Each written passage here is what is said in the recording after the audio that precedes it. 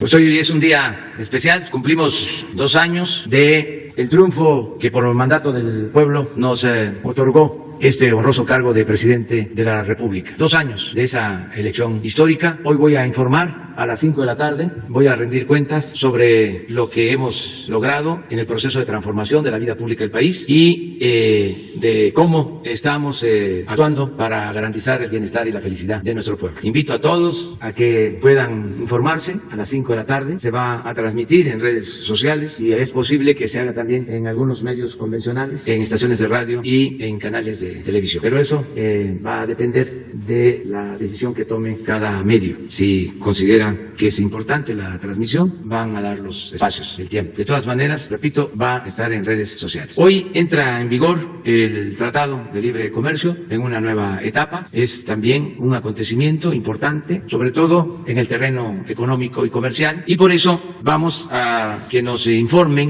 los responsables del gabinete de preparar las condiciones para que inicie el tratado con Canadá, con Estados Unidos, cumpliendo todos los procedimientos legales. Queremos agradecer mucho a los integrantes del Poder Legislativo porque no solo se aprobaron las leyes fundamentales, el mismo tratado, sino también leyes complementarias. No tenemos nada pendiente. México cumplió en tiempo y forma. Por eso nos va a ampliar la importancia de las modificaciones legales el licenciado Julio Scherer Ibarra, que es el consejero jurídico de Presidencia. Va también a intervenir la doctora Graciela Márquez, secretaria de Economía, y el secretario de Relaciones Exteriores, Marcelo Ebrard. Los tres van a exponer sobre este tema y luego abrimos para las preguntas y las respuestas.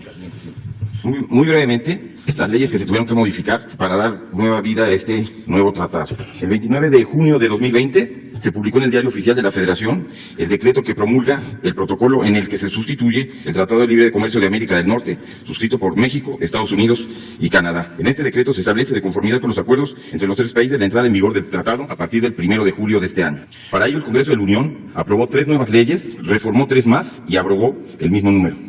Las leyes que se aprobaron: el 29 de marzo el Congreso de la Unión aprobó la nueva Ley de Impuestos Generales para la Importación y Exportación y la Ley de la Reforma. El Congreso de la Unión aprobó la expedición y reforma de las siguientes leyes: nueva Ley Federal de Protección a la Propiedad Industrial y abrogación de la Ley de Propiedad Industrial, nueva Ley de Infraestructura de la Calidad y abrogación de la Ley Federal sobre Meteorología y Normalización, reformas a la Ley de Derechos de Autor, reformas al Código Federal Penal vigente y, de conformidad con el artículo 72, fracción A de la Constitución Política de los Estados Unidos Mexicanos, el Ejecutivo Federal decretará y publicará el día de hoy todo lo que sea conducente a estos tratados. Es todo, señor presidente.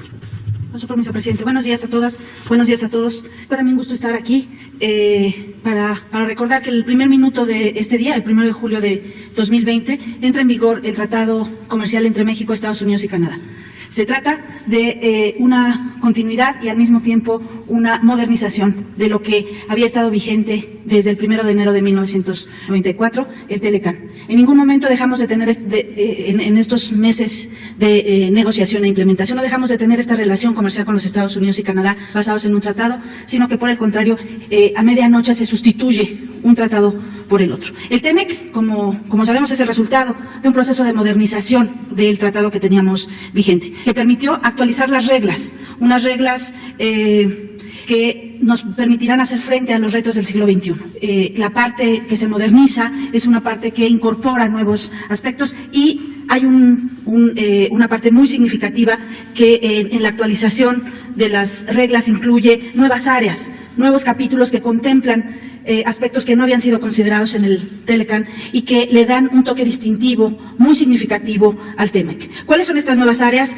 Tienen que ver con capítulos de mejora regulatoria, capítulos de impulso a las pequeñas y medianas empresas, un capítulo muy importante que se alinea con una política del gobierno del presidente López Obrador, que es un capítulo sobre anticorrupción, la protección al medio ambiente, la inclusión de los derechos de los trabajadores y en general políticas de facilitación comercial, es decir, permitir que este flujo, esta integración comercial que tenemos con nuestros socios de América del Norte sea mucho más fluida.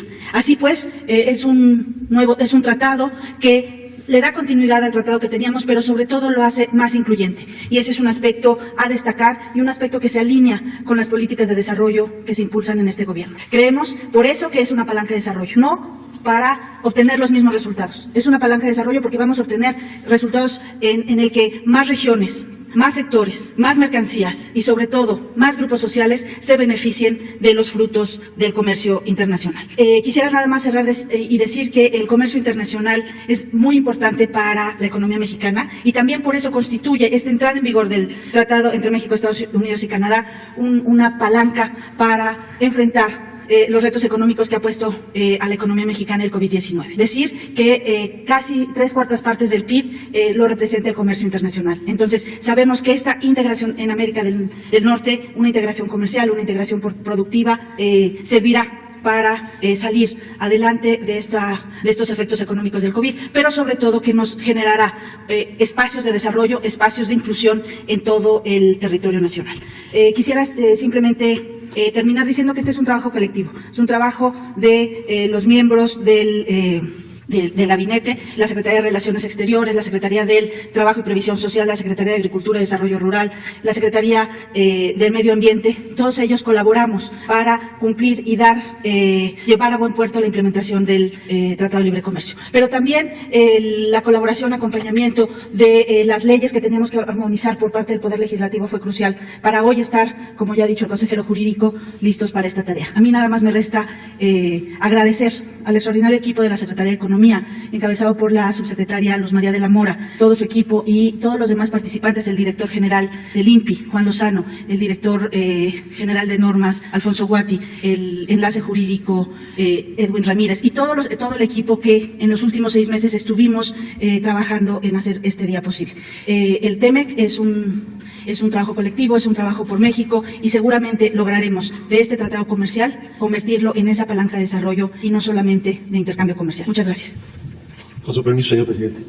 Bueno, si se me permite, en primer lugar, felicitar al pueblo y al gobierno de Canadá hoy en su día nacional, que entra en vigor también este tratado. Felicitarnos a los 3 países. Breves reflexiones que quisiera compartir con ustedes. Hace 2 años, hoy son 2 años del triunfo histórico, y ya mencionó el señor presidente de la República, se pensaba que este tratado era casi imposible. Era muy improbable que se llegara a él. Pero si además nos hubiésemos hecho la pregunta hace 2 años, ¿se podrá lograr un tratado así que además implique una mejora sustantiva en los ingresos de los trabajadores en México? ¿O el tratado va a seguir siendo fundamentado en bajos salarios, como pasó en los últimos años, en su primera etapa de este tratado? Si se hubiese preguntado, ¿será factible mantener la autonomía en materia energética o no? ¿O vamos a una integración energética en Norteamérica? ¿Será factible que el tratado establezca un mecanismo que nunca se ha aceptado, o pocas veces se ha aceptado, casi nunca se ha aplicado en la relación entre ambos países, particularmente Estados Unidos y México, que son los paneles? Seguramente ustedes y quienes nos ven el día de hoy habríamos contestado, es imposible. Entonces, el día de hoy estamos en la entrada en vigor de un tratado que significa una apuesta para el desarrollo futuro de México, basado en salarios competitivos y en que trabajo gane,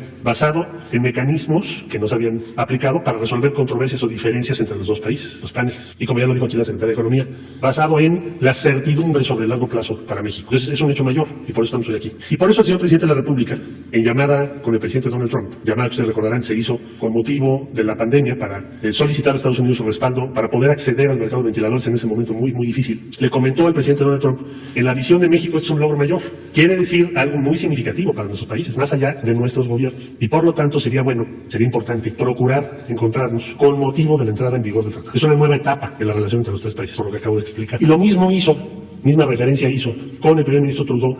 En ese caso no proponiéndole un encuentro en presencia, porque el 1 de julio, como ya dije, hoy es la fecha nacional del Canadá, pero sí algún tipo de celebración, conmemoración, si es que se llevase a cabo el día de hoy. Bueno, pues esa fue la propuesta de México por la visión que acabo de decir. México ha sido un promotor importante de lo que hoy nos congrega, de este entrada en vigor de un tratado que nos da certidumbre en las próximas décadas. Y pensamos, y piensa el presidente López Obrador, que vale la pena promoverlo, consolidarlo, expandirlo, porque vamos a vivir un mundo, y lo estamos viviendo no solo por el COVID, que es de suyo ya un reto muy grande, sino por la incertidumbre y las tensiones que estamos viendo en el mundo. Es un mundo diferente, cada vez más, muy distinto a lo que habíamos pensado hace unos años. Hoy hay tensiones comerciales muy serias, hay competencias muy fuertes, nuevas, más difíciles de resolver. También por eso México propuso a Jesús Seade, que tuvo mucho que ver con lograr lo que hoy conmemoramos, celebramos, este nuevo tratado, para la Organización Mundial del Comercio, porque en el mundo tenemos un problema mayúsculo. Es más, ni siquiera estamos de acuerdo en cómo ponernos de acuerdo cuando hay diferencias. Entonces, ha sido Esa es la posición de México, va a seguir siendo. Ese es el interés estratégico. Como resultado de esas conversaciones, el día de ayer ya nos confirmaron y recibimos la invitación para una visita oficial de trabajo a los Estados Unidos, a celebrarse el día 8 y el día 9 de julio. El programa y sus detalles, desde luego, los daremos a conocer en cuanto los tengamos ya terminados, pero la esencia de esta visita responde a lo que hoy estamos presenciando, que es la entrada en vigor de este tratado. Hay desde luego muchos temas, con Estados Unidos siempre lo sabrá, y también con Canadá. El día 8 en la tarde será la agenda de trabajo de carácter bilateral, es decir, reunión de trabajo, encuentro del presidente Donald Trump y el presidente Andrés Manuel López Obrador, conversaciones sobre varios temas, y el día 9, por la mañana, lo que tiene que ver con la agenda trilateral. Les vamos a estar informando los detalles de esto. ¿Qué se pretende? ¿Cuál es el objetivo entonces para concluir de esa visita? ¿Es una visita para qué? Primero, porque tenemos que subrayar para todas y todos, inversionistas, instituciones financieras, pero también para el ámbito internacional en general, que haya un compromiso en Norteamérica para fortalecer el comercio, la inversión y el bienestar, subrayo el bienestar, entre México, Estados Unidos y Canadá. Y un mensaje muy importante para todas y todos nosotros. El día de hoy no solo entra en vigor un tratado, con todos los contenidos que dije, sino iniciamos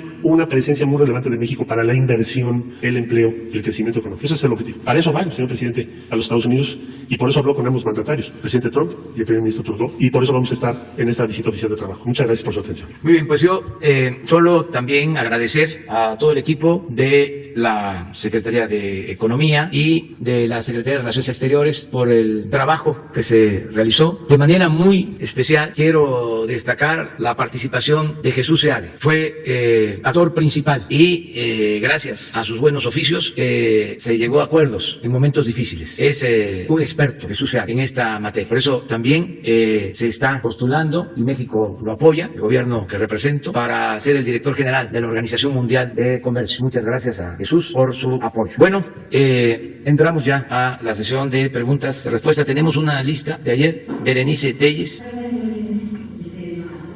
Bueno, pues mi pregunta tiene que ver con este segundo aniversario de pues el éxito de este movimiento que lo llevó a la presidencia. Y bueno, si me permite, es un poquito larga mi pregunta, pero bueno, hace 2 años de su gobierno, por un lado, en una evaluación general, por un lado se encuentra un panorama adverso en contexto de una pandemia, donde, bueno, pues hay grupos políticos, empresariales, hasta delincuenciales, que se resisten a esta transformación. Y bueno, pues que estaban acostumbrados a viejas prácticas de corrupción, que ya se habían hecho como habituales y se habían normalizado incluso dentro de la propia sociedad, a pesar de un malestar que existía. Y por el otro lado está esta fortaleza suya, señor presidente, de esta empatía que ha generado con millones de ciudadanos mexicanos en contra de todas estas injusticias de gobiernos anteriores y pues donde su gobierno ha resaltado en temas de eficiencia administrativa en comparación a los otros gobiernos en temas de salud, seguridad, inversión en infraestructura a pesar de mucha oposición y el tema de los jóvenes, de pueblos originarios y adultos mayores. En todo este panorama general, que así, bueno, de manera muy, digamos que muy general estoy planteando, quisiera que usted nos dijera a los mexicanos, siempre usted ha apelado a la conciencia social y a la participación de todas estas gentes con las que ha generado empatía. ¿Qué sigue? ¿Qué tareas hay para estos ciudadanos en este contexto donde por un lado pues se ve ir la oscuridad y por otro, bueno, pues hoy se está celebrando además la entrada en vigor de un tema tan importante como el tratado? Esa es mi pregunta. Pues estamos cumpliendo en efecto 2 años del triunfo. Creo que el resultado es bueno a pesar de los pesares. No quiero presumir, no me corresponde evaluar, pero en redes sociales hay un texto de una ciudadana que dice: nos tocó el peor momento, estamos atravesando un mal momento con el mejor gobierno. Eso es lo que muchos piensan. Yo creo que el resultado es bueno. Las mismas encuestas de los medios, no las que nosotros mandamos a hacer, porque ya eso se terminó, nos están favoreciendo. Tenemos más aprobación que el porcentaje de votos que obtuvimos hace 2 años, más reconocimiento del pueblo. Y eso es lo más importante, el apoyo de los ciudadanos. Hoy también, después de informar, voy a agradecer el que me estén refrendando la confianza millones de mexicanos y reiterar el compromiso de no traicionar al pueblo, de no fallarle al pueblo de México. Acerca de el futuro, del porvenir, creo que nos va a ir bien. Estoy optimista. Ayer lo comentaba, siento que ya pasó lo peor, tanto por la pandemia como por la crisis económica, que ya se ve que la pandemia está perdiendo fuerza. Hay datos, elementos para sostenerlo. Así lo han dado a conocer los médicos, los especialistas que están constantemente informando. Y en lo económico, lo mismo. Ya tocamos fondo. Les decía yo que el peor mes para la economía fue abril. Desde luego, mayo también fue un mes difícil. El mes de junio, pero con menos efectos negativos para la economía nacional y para la economía de la gente, para la economía popular. Y espero que a partir de hoy, julio, agosto, septiembre, octubre, noviembre, diciembre, el semestre que sigue sea de recuperación. Todavía en el trimestre abril, mayo, junio se va a reflejar la caída. Esto porque se van a dar a conocer resultados por el INEGI sobre crecimiento económico, sobre todo, y se va a registrar ahí la caída de la economía, pero vamos hacia arriba, vamos saliendo. También estoy muy satisfecho porque hemos protegido frente a estas calamidades, tanto de la pandemia como de la crisis económica, a la población más pobre, a los más débiles. Hemos destinado presupuesto como nunca a apoyar a los de abajo. Y esto ha ayudado a temperar, a que no se sienta tan fuerte la crisis económica. Hoy mismo estamos iniciando la dispersión de cerca de 50,000 millones de pesos para entregar de manera anticipada pensiones por 4 meses a más de 8 millones de adultos mayores y a cerca de 800,000 niñas y niños con discapacidad. Y vamos a seguir apoyando. Entonces, es bueno el balance, pero me gustaría que nos acompañaran, que escucharan el informe, que vieran el informe a las 5 de la tarde. Como estamos ya en temporada de lluvia, no lo vamos a hacer en el patio, lo vamos a hacer en el recinto en el que se aprobó la Constitución Liberal de 1857, en ese recinto histórico. También para que no haya preocupación, se le solicitó permiso al Instituto de Antropología e Historia para utilizar este recinto histórico. Vamos a guardar también la sana distancia, no se va a saturar. Por eso, a lo mejor no van a poder estar todos ustedes. Bueno, sí, vamos a estar, siempre vamos a estar, pero en lo presencial. Sin embargo, se van a poner pantallas para que puedan estar ustedes presentes y que nos acompañen, son invitados especiales. Bueno, vamos con Antonio Baranda. Buenos días, presidente, buenos días a todos. El día de ayer comentaba, presidente, que se van a interponer denuncias en contra de empresas que venden energía a la Comisión Federal de Electricidad. Me gustaría que abundara sobre este tema, es decir, qué empresas son las que estarían involucradas, en qué conductas habrían incurrido, y específicamente preguntarle si los convenios presuntamente fraudulentos a los que hizo mención el día de ayer son de la pasada administración, son previos a la reforma energética y si están involucrados funcionarios de la CFE o de órganos autónomos. Sí, vienen de tiempo atrás estos contratos que nosotros consideramos fraudulentos. Fueron contratos pantalla porque se hicieron licitaciones, se estableció un precio por el pago de la energía que la Comisión Federal de Electricidad le compra a las empresas particulares, pero era nada más la formalidad, la pantalla, la faramalla, porque de inmediato entraba un anexo con otra tarifa en la que se le tenía que pagar más a las empresas particulares, la mayoría empresas extranjeras y destacadamente empresas españolas. Esto se repitió durante mucho tiempo, antes de la llamada reforma energética y después de la reforma energética. Entonces, a todas luces se trata de un fraude a la hacienda pública y se están preparando las denuncias para proceder en contra de los responsables que deben considerarse en estas acusaciones a funcionarios de la Comisión Federal de Electricidad y a los dueños accionistas de estas empresas. Funcionarios de la Comisión Federal de Electricidad, consejos de administración, si ellos dieron estas autorizaciones, y los que resulten responsables. ¿Órganos autónomos en este ramo hay, presidente? Si participaron, sí, si avalaron este tipo de fraude. Entonces lo que queremos es ponerlo de manifiesto, que la gente lo sepa, porque se engañó durante mucho tiempo al pueblo, hablando de que se le daba subsidio a los consumidores, cuando el subsidio se le entregaba a estas empresas, cosa que no sucede en ningún país del mundo.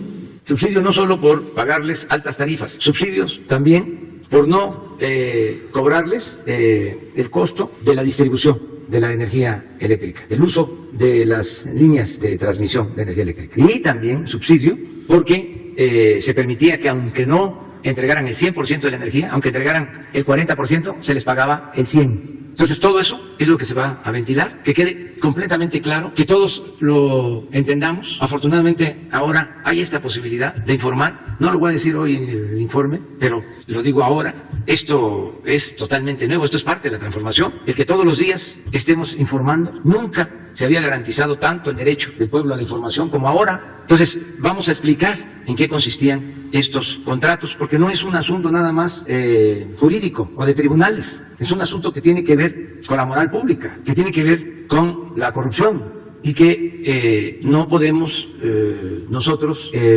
ser cómplices, mucho menos tapar estas irregularidades, por decirlo suavemente. Entonces, explicarlo bien importa mucho para que nunca más se vuelvan a repetir estos atracos. Yo siempre he sostenido que la justicia no solo es castigar a los responsables, sino siempre procurar prevenir y así evitar en el futuro la repetición. Antes, aquí lo hemos comentado, se pensaba que la política era asunto de los políticos, que el pueblo no le entendía. Más durante el periodo neoliberal, que elevaron a rango supremo la economía. Que decían, eso es muy complejo, eso es muy difícil de entender, como si fuese la gran ciencia.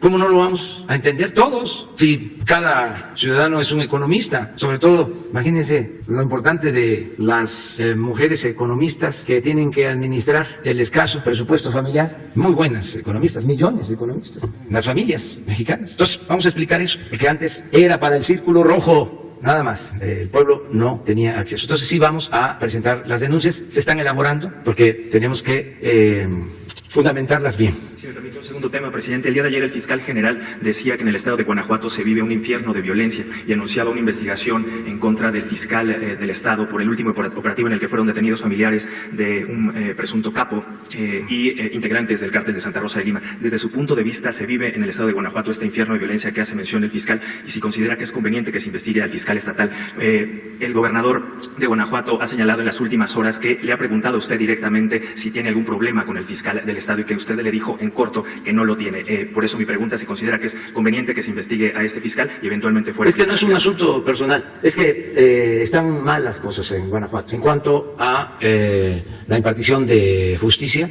y sobre todo impera la violencia en el estado. Yo les he comentado que de todos los homicidios que se cometen en el país, del 15 al 18% se llevan a cabo en Guanajuato. Es un asunto completamente atípico.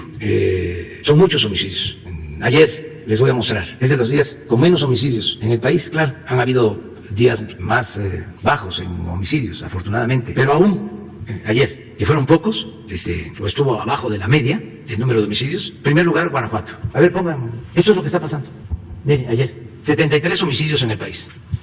7 estados sin homicidios. En Guanajuato, 10 de los 73, 14%. Hay veces que llega al 20%. Entonces se dan casos como estas detenciones y luego que jueces liberan a los presuntos delincuentes porque tardó en llegar la orden de cateo o tardó en llegar la orden de aprehensión y eso da motivo, pretexto para liberar a presuntos delincuentes. De modo que se tiene que llevar a cabo una limpia y lo tienen que hacer las propias autoridades de Guanajuato, porque no está bien. El pueblo de Guanajuato no merece vivir en la zozobra, en vilo, por la violencia. Tendrá que alcanzar al procurador y al secretario de Seguridad. Eso lo tienen que decidir ellos. Pero una autoridad que lleva 12 años en el cargo y que tiene estos resultados, es como si no me aprobaran como presidente y yo alegara de que me eligieron hasta el 24 y me quedo campante cuando la gente no me respalda. ¿Dónde está la democracia? ¿No es el pueblo el que manda? Entonces, en política, entre otras cosas, cuentan los resultados. Entonces, es un llamado a las autoridades de Guanajuato de manera respetuosa de su soberanía para que tomen cartas en el asunto. Y desde luego que la Fiscalía tiene que hacer lo propio. Y yo respaldo las declaraciones y los puntos de vista del fiscal general Alejandro Gertz Manero. Le tengo confianza. Aprovecho para felicitarlo por lo que dio a conocer el día de ayer. 2 cosas muy importantes. El que se está esclareciendo luego de los jóvenes desaparecidos de Ayotzinapa. Fíjense, hoy en la mañana ya nos informan que uno de los involucrados, que estaba detenido, un juez lo dejó a las 12 de la noche en libertad. Claro, no ha salido porque hay un plazo de 24 horas. Ahora la Fiscalía va a tener que defender el asunto. Pero imagínense eso. No se puede permitir que estas cosas sucedan. ¿Qué alegan siempre? Está mal integrada la averiguación. El caso de Ayotzinapa es un asunto de Estado. ¿Qué no se dijo durante mucho tiempo que había intervenido el Estado? Ahora con el cambio decidimos que íbamos a aclarar este asunto a partir de ponernos de acuerdo todas las instituciones del Estado para que se haga valer un Estado de derecho en el país, que nunca jamás se cometan estas atrocidades en el país. Es un asunto de Estado el que se aclare la situación de Ayotzinapa. Por eso, repito, felicito al fiscal por esta decisión y no es de que se integró mal la averiguación. Si se trata de un asunto de justicia, porque no se puede nada más apelar al derecho y hacer a un lado la justicia.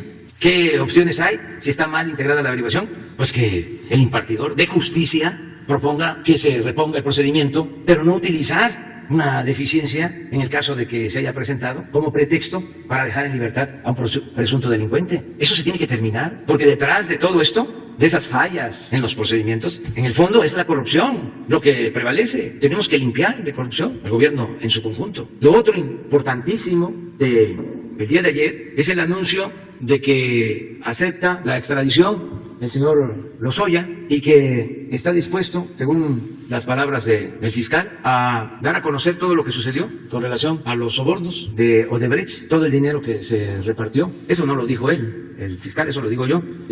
Todos los involucrados. Eso va a ayudar muchísimo a lo mismo, a que no se vuelvan a cometer esos actos de corrupción, a ir limpiando de corrupción al país, purificando la vida pública. Entonces son momentos estelares, estamos en el terreno de lo inédito, de algo nunca visto. Entonces qué bien que con hechos se está demostrando que no hay corrupción y no hay impunidad. Entonces esto aplica para todos, delincuencia común, delincuencia organizada y delincuencia de cuello blanco. Y si me permite, dos temas más adicionales. Uno, si hay posibilidad de un reforzamiento de las fuerzas federales en el estado de Guanajuato por este escenario de violencia que se vive ahí, y si el canciller nos pudiera comentar si en esta agenda trilateral del segundo día de la visita de trabajo del presidente podría participar el primer ministro de Canadá.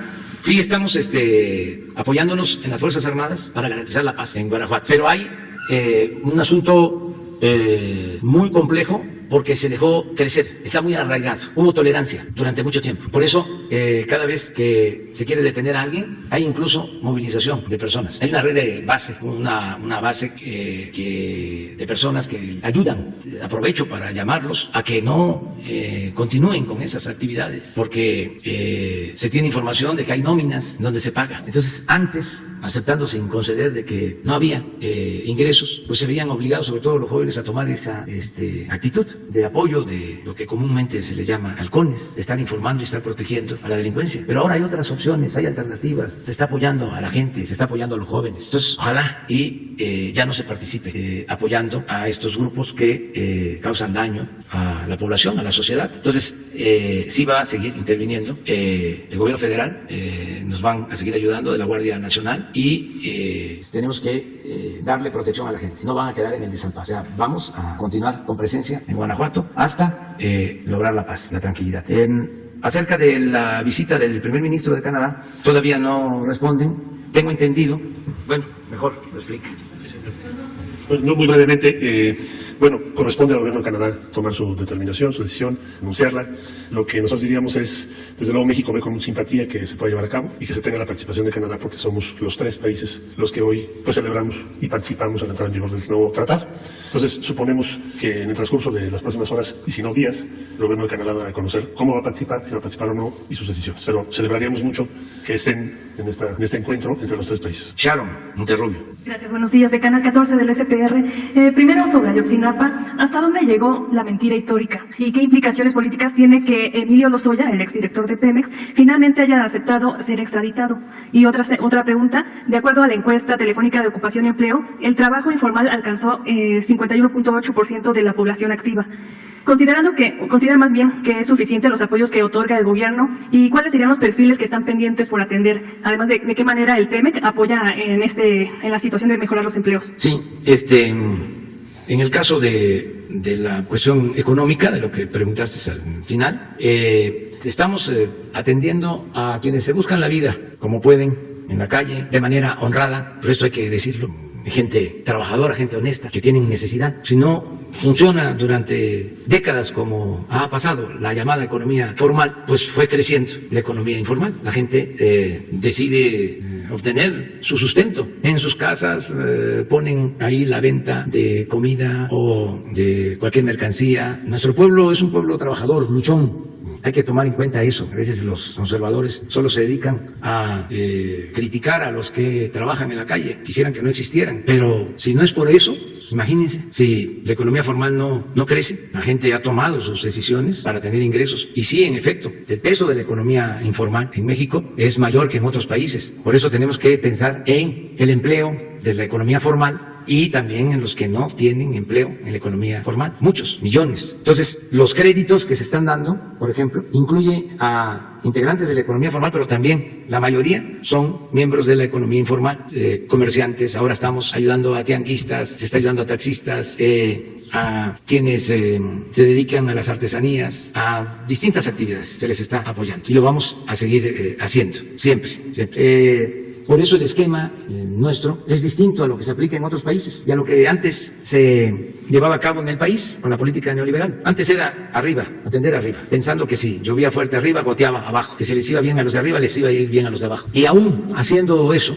en el sector formal, porque partía de eso, de atender solo el sector formal, pues se quedaba fuera la mayoría de los trabajadores o un porcentaje considerable de trabajadores de la economía informal. Esa es otra de las bondades del método que se está aplicando de atender de abajo hacia arriba, porque se abarca a todos. Yo puedo decirles que en la base de la pirámide poblacional, los de más abajo son los que tienen más programas de apoyo, de bienestar, a los que les estamos dirigiendo el mayor número de programas de bienestar. Entonces, quisiéramos ayudarlos más, pero son nuestras posibilidades. O sea, hacemos lo posible también para no endeudarnos, para no generar un daño mayor, porque si no sería un círculo vicioso.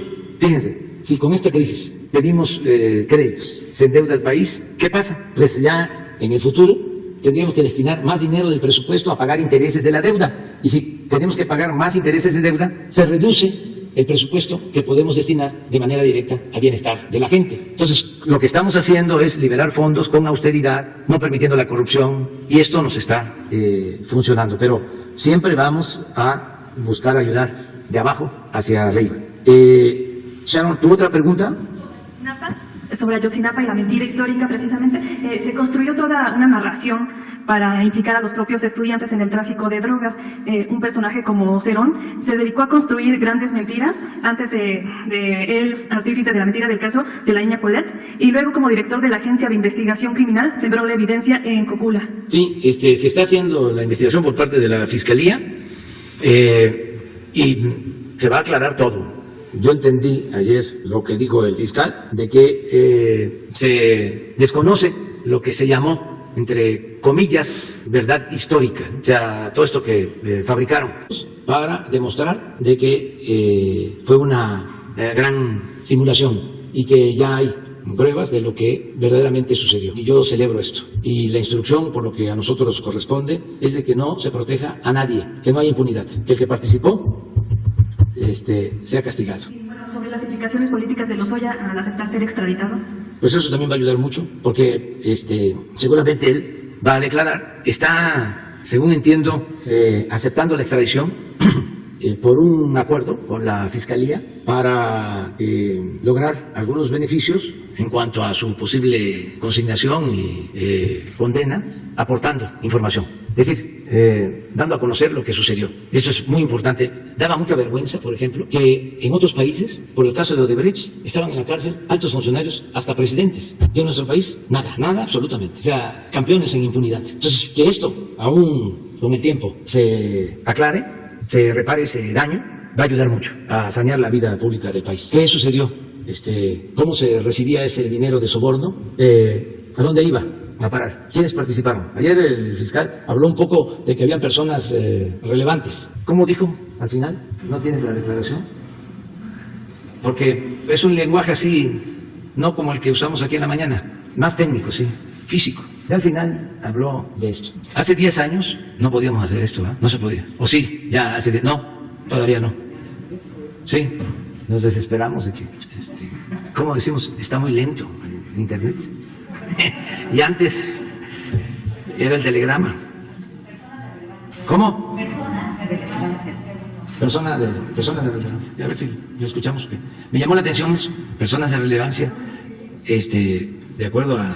Una vez que esta etapa se haya cumplido, se iniciarán de inmediato las diligencias procedentes para esclarecer las responsabilidades de todos los involucrados y sus beneficiarios de los delitos ya señalados, incluyendo personas de relevancia, esto es, en términos coloquiales, machuchones, personas de relevancia o grupos políticos.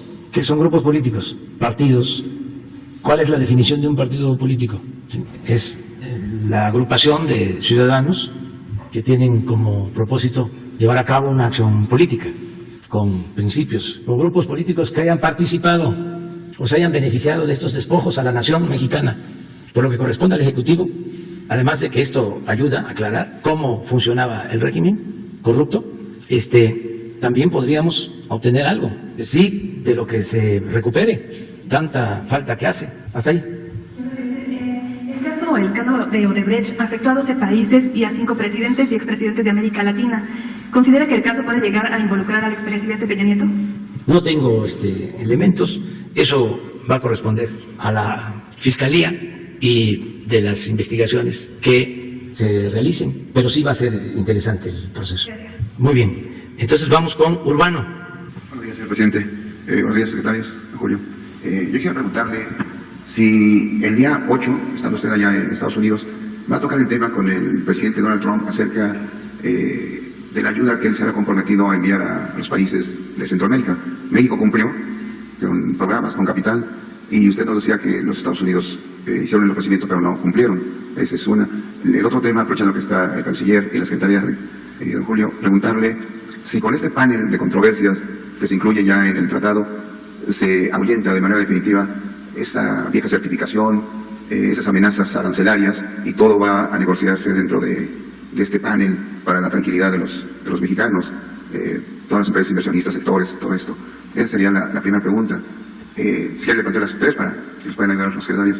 El otro tema sería preguntarle a la secretaria cómo se va a ayudar a estos sectores que pararon antes, que fueron los primeros en detener por el COVID y que son los últimos que van a recuperarse. Hace unos días estuvieron aquí afuera, incluso le trajeron música y serenatas y todo.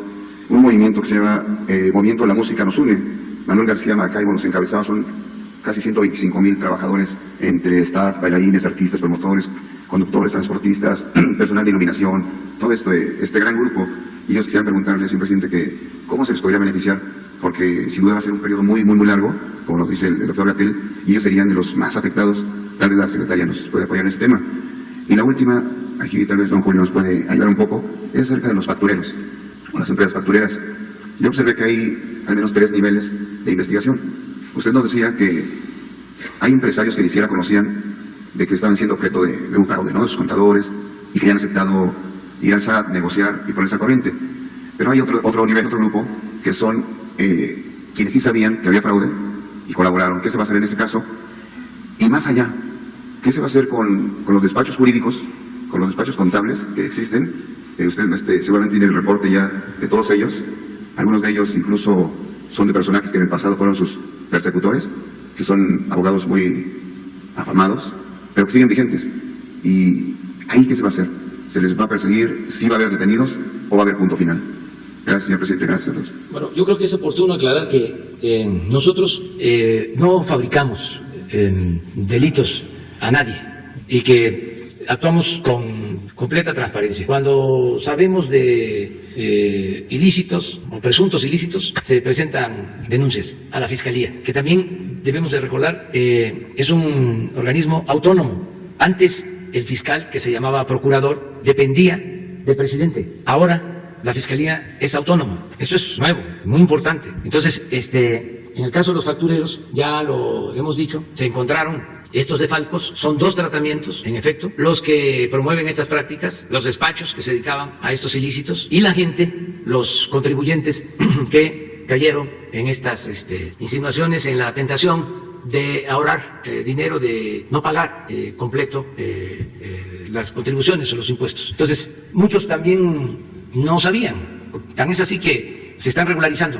Mucha gente está asistiendo, ya está llegando al SAT a regularizarse. Así es, quiero ver cómo está mi situación y si hay facturas falsas y tengo que corregir, lo hago. Entonces, ese es el plan, pero sí son 2 tratos. En el caso de los autores intelectuales, de los que promovieron este sistema de defraudación a la hacienda pública, son demandas penales. Esto Julio lo puede explicar. Acerca de lo del tratado, una de las cosas importantes es que son reglas claras. Ya no pueden haber cierres de frontera o aumento en aranceles de mercancías sin un procedimiento de tipo legal, con los famosos paneles donde participen los 3 países, representantes de los 3 países. Entonces esto nos da mucha certidumbre, incluso hasta para las cuestiones laborales. No es que venga una inspección y no se está cumpliendo con la ley laboral del país, o hay maltrato a los trabajadores y de inmediato se cierra esa empresa, o se cierra toda la rama productiva, no solo de la empresa, sino de toda una actividad productiva. Por ejemplo, la industria de autopartes. Si es una empresa de autopartes, toda la industria de autopartes se le impide seguir exportando. No, es un procedimiento en donde se tienen que aportar pruebas, intervienen los 3 países. Entonces, sí es un avance lo del tratado, pero las dos cosas las explican tanto Julio como Graciela. Mucho gusto, presidente. El presidente de la República instruyó tanto al SAT como a la Procuraduría Fiscal que hicieran una revisión de las empresas para ver cuáles se relacionaban con posibles empresas que se dedican a la facturación. No solo son empresas, sino también son despachos que tienen esta actividad ilícita.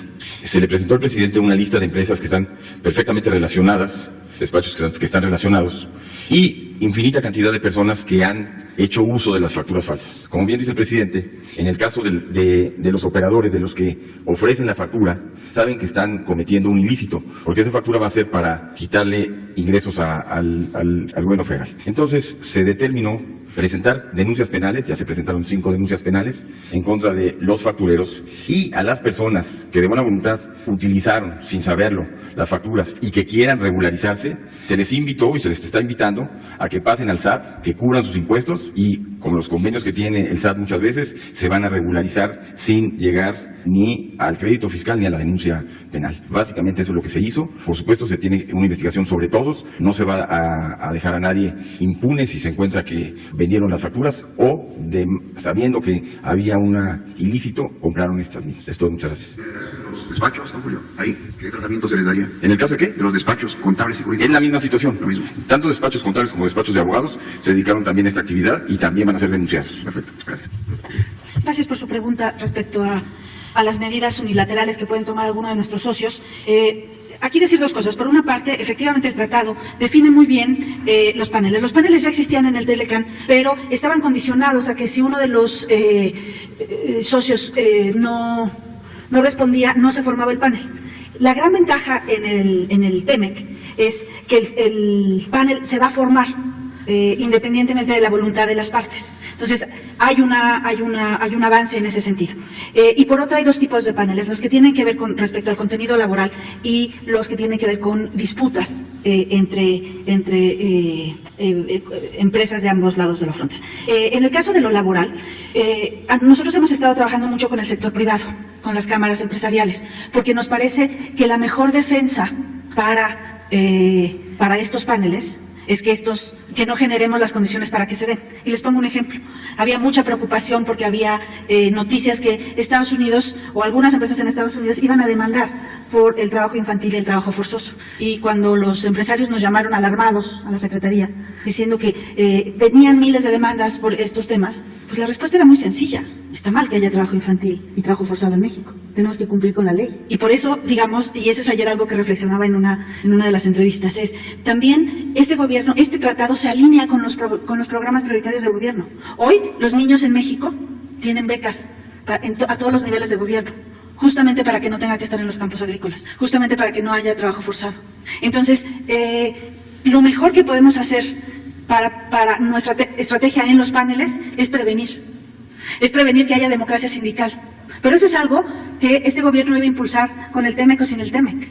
Que se respeten los derechos de los trabajadores. Pues imaginen un gobierno que no quiera que se respeten los derechos de los trabajadores. Bueno, este gobierno está decidido y el trabajo conjunto que hemos hecho con la Secretaría Alcalde en el sentido de avanzar y poner en vigor todo lo dispuesto por la Ley Federal del Trabajo. Entonces, creemos que hemos estado haciendo ese trabajo, que hemos estado trabajando muy fuerte hemos hecho talleres, hemos dado a conocer el contenido laboral del tratado, justamente para que las empresas estén preparadas. Y si se forma el panel, pues responderemos conforme a los tiempos. Está muy normado. Tiene que haber una demanda en Estados Unidos, tiene que aprobarse como tal la demanda en instancias de Estados Unidos o de Canadá y nos llega a nosotros la demanda. Tenemos 5 días para responder y después se inicia la formación del panel y el dictamen. Es cierto que estos paneles van a ser más cortos que otros. Estos estamos estimando que duren aproximadamente 6 meses. Y como decía el señor presidente, un fallo negativo, si lo hubiera, no va a afectar a toda la rama productiva, no va a afectar a todo el país, va a afectar a la empresa involucrada. Pero lo mejor es que trabajemos con esa empresa involucrada. Y lo mejor es la señal que mandamos para la inversión extranjera que viene al país. En México se respetan los derechos laborales. Gracias. Y ya la tercera, acerca de los recursos, señor presidente, que no se enviaron a Centroamérica y que México sí cumplió. ¿Va a tocar el tema usted? Vamos a tratar básicamente lo relacionado con el tratado, pero vamos a conversar seguramente de otros temas. Y ya ustedes conocen cuáles son nuestras posturas en todos los campos, pero consideramos que es muy importante lo del tratado, que es muy oportuno, además, en estos tiempos, que va a ayudar mucho a la economía de los 3 países, que va a ayudar mucho a los pueblos de las 3 naciones. Entonces, desde el crack, desde la crisis mundial del 29-33 del siglo pasado, no se enfrentaba una situación económica tan grave en el mundo. Y el que entre en vigor este tratado, que nos pongamos de acuerdo para fortalecer las economías de América del Norte, va a ser de mucha ayuda. Entonces, por eso voy. Por eso la entrevista, el encuentro con el presidente Donald Trump, y va a ser el día 8, la reunión con el presidente Trump. Si decide, y ese es un asunto, desde luego, de su incumbencia, porque es un país libre, soberano, si decide el primer ministro Trudeau asistir, va a ser para nosotros algo mejor, o sea, porque es un acuerdo de los 3 países, pero cada país tiene sus propias decisiones o toma sus propias decisiones en las circunstancias en que se presenten estos asuntos, ¿no? En lo económico, en lo social, en lo político, todo eso influye, porque aunque es una reunión de trabajo, pues no deja de ser una reunión política, porque pues hay que entender que todas las relaciones entre gobiernos son relaciones políticas. Yo hablaba que nosotros nos guiamos, nos ceñimos a lo que está establecido en nuestra Constitución política, porque como ha habido tanta distorsión sobre la palabra, el término, el concepto de política, se piensa que es algo corriente, y la política es un noble oficio, es tan importante y tan limpia que ni los más sucios políticos han podido mancharla. Entonces a veces se dice, yo no soy político, a mí me gustaría, ¿no tienes el poema de Brecht sobre el analfabeta político? A ver, porque es interesante. Claro, una cosa es la política y otra cosa es la politiquería. Eso sí se tiene que distinguir, pero la política es una actividad, es un oficio, algunos dicen una ciencia, un arte, pero en fin, es algo importante. Y ya les, ¿sí? Ahora te toca a ti. Vamos al poema de Bertolt Brecht, dramaturgo alemán, y dice: el analfabeta político. El peor analfabeto es el analfabeto político. No oye, no habla, ni participa en los acontecimientos políticos. No sabe que el costo de la vida, el precio del pan, del pescado, de la harina, del alquiler, de los zapatos o las medicinas, dependen de las decisiones políticas. El analfabeto político es tan burro que se enorgullece e hincha el pecho diciendo que odia la política. No sabe, el imbécil, que de su ignorancia política nace la prostituta, el menor abandonado y el peor de todos los bandidos, que es el político trapacero, granuja, corrupto y servil de las empresas nacionales y multinacionales. Entonces no hay que ser analfabeta político. Bueno, hasta ahí vamos a quedar. Aquí está la lista. Sí, mañana. Sí, porque tengo que ir a terminar el informe. Sí. Nos queda Silvestre, Manuel, Hans, Paul Velázquez, Héctor y los que se apunten. Sí. O así.